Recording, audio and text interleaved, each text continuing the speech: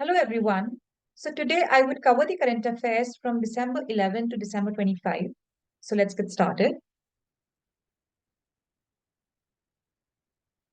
India's remarkable climb to seventh place in Global Climate Performance Index.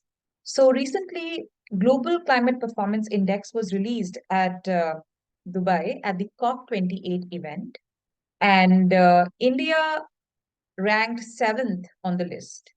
And some of the factors responsible for India's good performance are renewable energy dominance. That means India has been able to enhance its production and usage of renewable energy or the green energy, and that too in a very short time frame.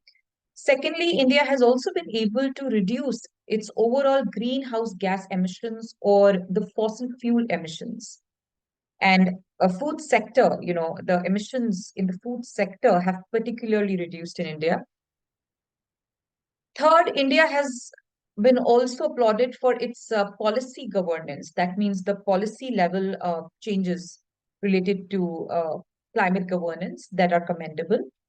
And lastly, per capita emissions and global comparisons. That means India's per capita emissions are relatively less when India is compared to other countries, particularly if we talk about China. So India's per capita emissions are much lesser, and it is at half the global average. That means our per capita emissions, the total emissions divided by the population of India, it comes down to a very small number, which it is just half the global average. In spite of being one of the most populated countries, a developing country with much energy needs, India has kept its overall emissions low. Next, students, Foxconn boosts investment in Karnataka, $1.67 billion for diversification and iPhone manufacturing. So, in the past few years, we have seen that Foxconn and some other companies as well have made concerted efforts to diversify their, operations or manufacturing from China. They want to reduce their reliance on a single country, given particularly after the COVID disruptions and given the geopolitical challenges. So now Foxconn has made an announcement that it will invest an additional $1.67 billion in India. And this decision, it diversifies this decision to diversify production. It aligns with the global trends of companies seeking to reduce reliance on a single manufacturing hub, as I pointed out. And Foxconn, for that matter, has been, which is the world's largest contract manufacturer known for assembling and manufacturing the iPhones. It has been rapidly expanding its footprint in India over the past few years. And in August, also, Foxconn had made an announcement of a substantial investment of $600 million in Karnataka. And now, of course, it has again made this announcement. And one of the most noteworthy aspects of Foxconn's expansion plans is its intention to commence iPhone manufacturing in Karnataka by April 2024. So very soon it would start iPhone manufacturing in Karnataka. And this ambitious project is expected to create job opportunities to the tune of 50,000 in the region. Next, students, very important, COP28 concludes highlights from the largest global climate summit. So COP28, Conference of Parties, which is an annual event that happens under the framework of UNFCCC.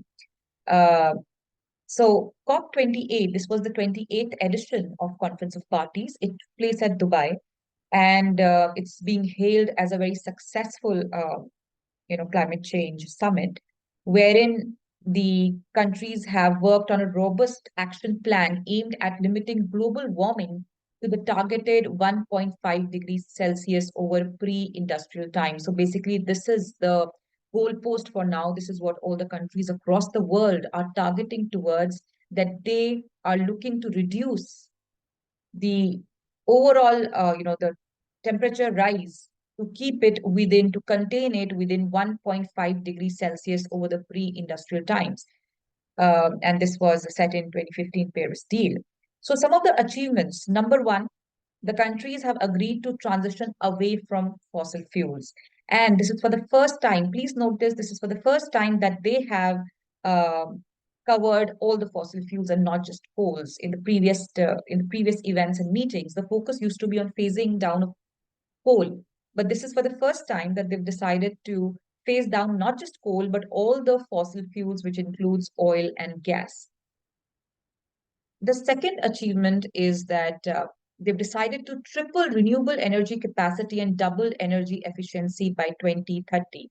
So they've also decided to increase the production usage of green energy, renewable energy, and also work towards energy efficiency. So this is the second takeaway. And they've also set a time limit of 2030. Then they've decided to create a loss and damage fund. This is to support the economically weak, small, underdeveloped and developing country who are facing the wrath of climate change, who are at the receiving end of the negative consequences of climate change. So this is to help and support those countries to adapt themselves to meet the challenges posed by changes in climate. They've also decided to phase down of unabated coal to gradually reduce the usage of coal. India and China have not agreed to this clause because they're developing countries and they have huge reliance uh, on coal. I mean, it's not just coal is one of the uh, sources of energy that is available in India and that India massively relies on. But other than that, the entire industrial setup is also based on coal. So it would not be easy for India to phase it down, over a short span of time. So they have raised objection to this, but most countries have agreed to this clause as well. They've also taken a global cooling pledge wherein they've decided to reduce the cooling related emissions, the emissions that comes from the cooling sector, like refrigerants and all the related technologies. So to reduce those emissions globally by at least 68% by 2050 compared to 2022. And lastly, they've also decided to lower the methane emissions. So methane is one of the most important greenhouse gases, important in the sense that one of the most, you can say, polluting greenhouse gases. So they've agreed on reducing or lowering the methane emissions. Also, methane is one of the uh, most important, the emissions basically comes from the food sector. So this is very significant for India also, which is a large food sector. So they've decided to reduce the methane emissions as well, accounting for 40% of global oil production. Methane accounts for around 40% of global oil production, and they've pledged to achieve net zero carbon emissions by 2050 and near zero methane emissions by 2030. Next, students, Indira Gandhi Peace Prize awarded to Daniel Barenboim and Ali Abu Wad.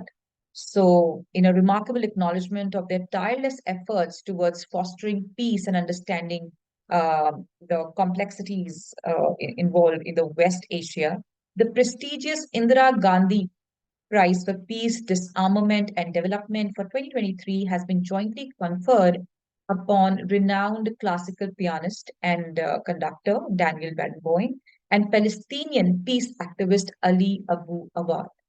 And it recognizes their exceptional contribution in bringing together the youth and people of Israel and Arab world for a non-violent resolution of the Israel-Palestinian conflict. Nikhil Dey has been named 2023 International Anti-Corruption Champion by the US government. So he's an Indian socialist activist, Indian social activist. Nikhil Dey, he has been honored as an International Anti-Corruption Champion by the US government for 2023. It recognizes his decade-long commitment to empowering peasants and workers while exposing the corruption in the delivery of government services. And he's the co-founder of Mazdoor Kisan Shakti Sangathan. Please keep the name in mind. It is a Rajasthan-based organization, and it works towards the cause of anti-corruption. And Nikhil Dey has been able to champion some very important policy reforms as well. He's been a stalwart advocate for policy reforms aimed at empowering workers in India. And it is these efforts of his that have been recognized by the US government. Next, students, India tops global remittance charts with $125 billion in 2023 World Bank reports. According to the latest World Bank report, India has received maximum, the highest remittance in the world. And India has a leading position in global remittances, reaching $125 billion in 2023, highest for any country. And the report says that the remittances to the low and middle income countries grew by 3.8%. And challenges include declines in Middle East and North Africa, which means that the remittances in the lower and middle income countries has been on a decline. However, they have still been able to garner maximum remittances in the world.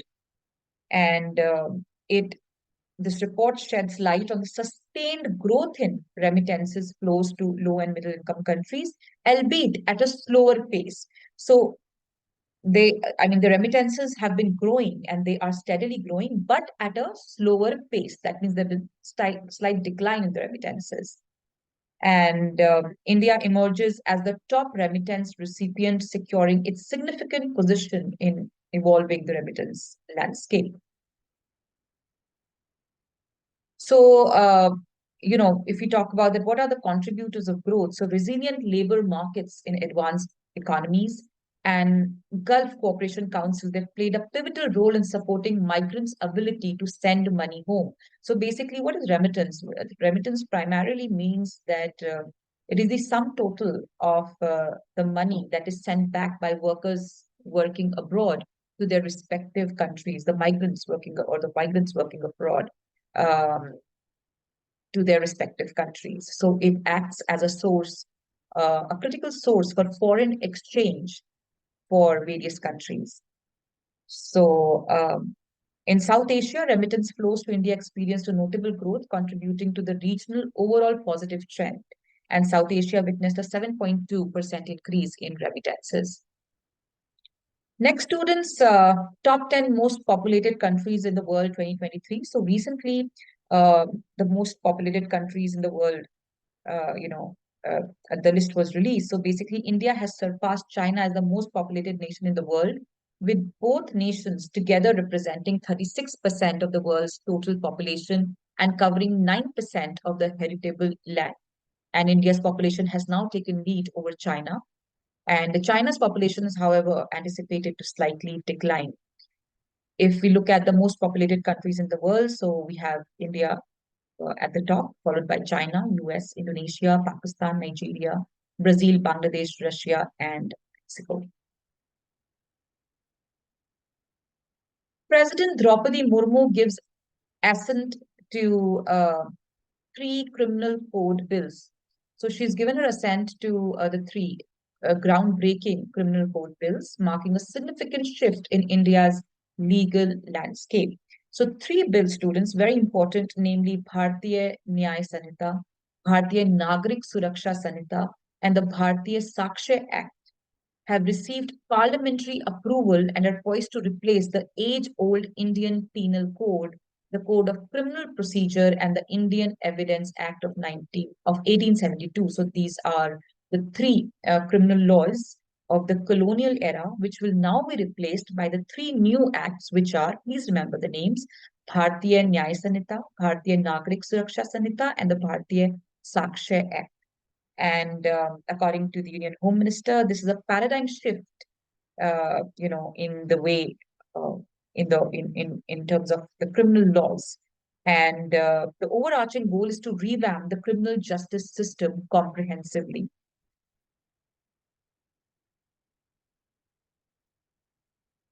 And effective from December 26, 2024, all fresh first information reports, FIR, will fall under the purview of the Bharatiya Nyaya Sanhita, signifying a departure from the Indian Penal Code. And this underscores a deliberate effort from our government to modernize legal proceedings and align them with the contemporary challenges. Raghuram Rajan's new book, Breaking the Mold, Reimagining India's Economic Future, released. So our ex-RBI governor, Raghuram Rajan, he has released his book in collaboration with economist Rohit Lamba. It is called Breaking the Mold, Reimagining India's Economic Future. And this latest addition to Rajan's literary contribution marks a significant exploration into the potential and challenges of India's economic trajectory. Raghuram Rajan has also written other books in the recent past. So he's written a book called Fault Lines: How Hidden Fractures Still Threaten the World Economy. Then he's written another book called I Do What I Do, and then a third book, The Third Pillar: How Markets and the State Leave the Community Behind. And now, of course, he's released his fourth book, Breaking the Mold: Reimagining India's Economic Future. Aditya L1's arrival confirmed for January 6 by ISRO chairman. So ISRO chairman S. Somnath has announced that Aditya L1, India's first solar mission, it would, arrive at the Lagrange point. So Lagrange point, basically, it's a point which wherein the gravitational power of any two celestial bodies are in equilibrium. So in this case, the two celestial bodies involved is the Earth and the Sun. And India's first solar mission, Aditya L1, would be stationed at this point to study the exosphere of the Sun. So according to S. Somnath, uh, you know, the Aditya mission, it would reach the Lagrangian L1 point on January 6th. And this point is located 1.5 kilometers away from the Earth, marking a critical stage in the mission's objective. And the Aditya mission, it was launched from Sriharikota on September 2. It is poised to execute a crucial maneuver upon reaching this L1 point, and it would ensure a stable orbit, enabling continuous and in-depth studies on the sun. So once it reaches this point, it's going to be stationed here for the next 5 years and would gather um, important and critical data, not just for India, but for the rest of the world as well. And additionally, India has collaborated with the European Space Agency, wherein the ESA would be supporting ISRO's solar mission. Next, we will select President Emmanuel Macron to grace India's Republic Day. So, in a testament to the enduring friendship between India and France, President Macron is set to be the chief guest at the Republic Day celebrations in New Delhi. And this marks the sixth instance of a French leader gracing this prestigious occasion. And President Macron follows in the footsteps of his predecessors. And in the past, various French leaders or politicians, uh, head of the states, like such as Nicolas Sarkozy and Francois Hollande, have also been the guests at our Republic Day celebrations. And this year's Republic Day celebrations hold special significance as India and France commemorate the 25th anniversary of their strategic partnership.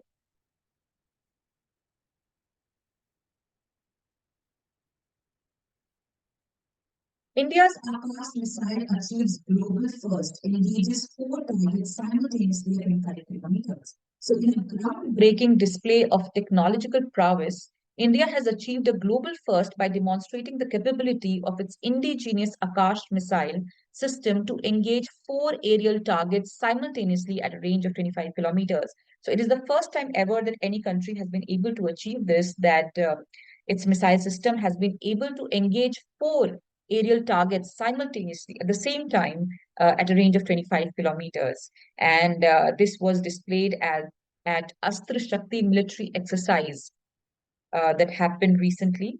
And this was conducted by the Indian Air Force. This is basically a platform to showcase the exceptional capabilities of various defense systems owned by the country. And the Akash missile, with a commendable range of up to 25 kilometers, represents a short-range surface-to-air missile. So it's a short-range missile, surface-to-air missile, designed primarily for safeguarding the vulnerable areas from potential air attacks. Students, some new political appointments have been made after the recent elections that were conducted in the states of Chhattisgarh, Telangana, Madhya Pradesh, and Rajasthan. So, Vishnu Deo Sai has been appointed as the Chief Minister of Chhattisgarh. Bharatiya Janata Party leader Mohan Yadav, an MLA from Ujjain, has been appointed as the Chief Minister from Madhya Pradesh. Then Bharatiya Janata Party's Bhajan Lal Sharma has been appointed as the Chief Minister of Rajasthan. And finally, the Congress Party has appointed Anumula Revant Reddy as the Chief Minister of Telangana. Lastly, students noted Hindi writer Pushpa Bharti to receive 33rd Vyas Samman.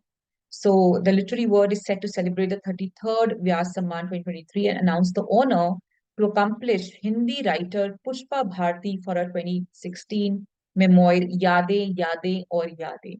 And this prestigious award is bestowed by the K.K. Birla Foundation, recognizing outstanding contributions to Hindi literature. So students, this year's Vyas Samman, which recognizes Hindi literary works, has been awarded to Pushpa Bharti. Please remember Pushpa Bharti, and she's from Uttar Pradesh.